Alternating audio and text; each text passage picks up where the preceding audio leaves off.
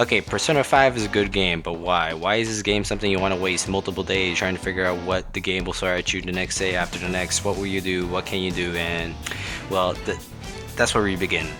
Alright, in this game you have a shitty time system. It's horrible. It's absolute shit the first time you get your grip on it. And doing something like taking a bath apparently takes like a whole night. It's stupid, but when you have this limit, it makes you appreciate what time you have on this game. It makes you think what should you do, and before anything, prioritize. Time is very scarce. You can only do 2 things before the cat tells you, hey, it's getting late, go the fuck to sleep. Now, you may be wondering, why do I have to go to sleep early? Why is this game encouraging some go to sleep cycles that I should incorporate in my own lifestyle? Well, you're a criminal, and you need sleep.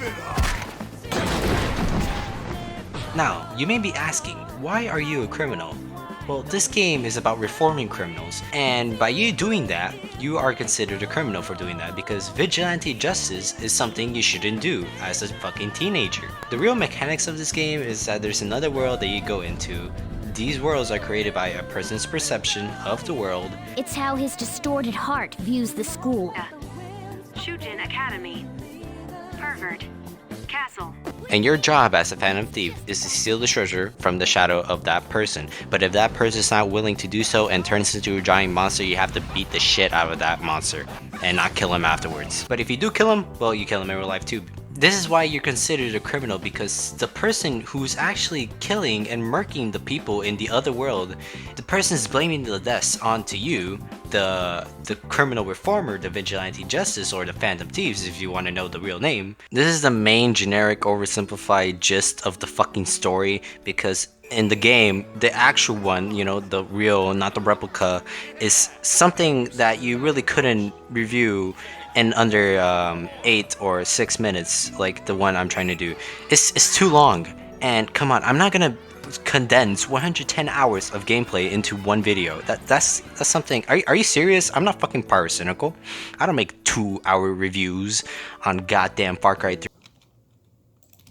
Since you're in the other world, you have to fight monsters that are like Pokemon, but just because they're Pokemon doesn't mean they're bad. They're actually fucking better than Pokemon for some reason. Like, holy shit. I'm gonna talk to you about some ways like this game really, you know, innovated just general RPG things. The way you level up is very easy in this game because you don't have to, you know, keep managing your personas or these little monsters that you gathered. You can kill them and basically get a better one. And the game tells you, hey, it doesn't matter. Just because they die doesn't mean they're not with you. And like, alright, that works. So with all these facts, all you need is just like, you know, 2 useless personas, and then you just put them in guillotine, chop their heads off, fuse them, and then you get the skeleton. And that's how you literally level up in this game. Is pretty great and awesome. I really enjoy not, you know, having attachment to these little shits. So let's say in Pokemon, your Pokemon is about to die. Oh, well, I'm just gonna take him back to the Pokemon Center. It makes you backtrack, and that was it. That was whole. No sacrifices were made. You just backtrack back into the Pokemon Center and bam, that's how you did. Well, in Persona, you got consequences for your actions because you didn't become prepared, and now you have to go back home and disgrace because you couldn't finish the fucking dungeon in less than 3 hours. Well, yeah, that's your fault. The game gives you consequences for not being prepared and finishing the dungeon in 1 day, which you really shouldn't do, but I did. So if you don't finish the dungeon 1 day, you have to go to the next day, and then you have to keep going and going and going. For me, what the game's trying to tell me, hey, you should really do this dungeon in 1 day. And I'm like, alright.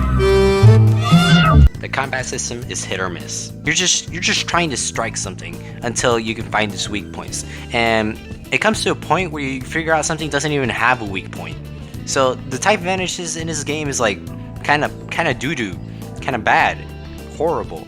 But, you know, it kind of makes the game fun because now you're just not reliant on type weaknesses. You're relying on statuses and other types of shit that you should know. I think I delved in enough to where I can scratch the surface, so that's why I won't go any deeper, because I want you to enjoy the game pretty well.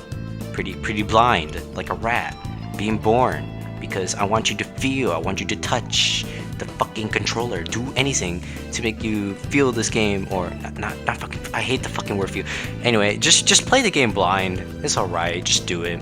It'll be worth it for the $60 you can probably get. And also, the way I got this game. So, thank you for giving me this game, because I don't have any money. Like, my little income comes from cans, so thank you. And that's the end of the review.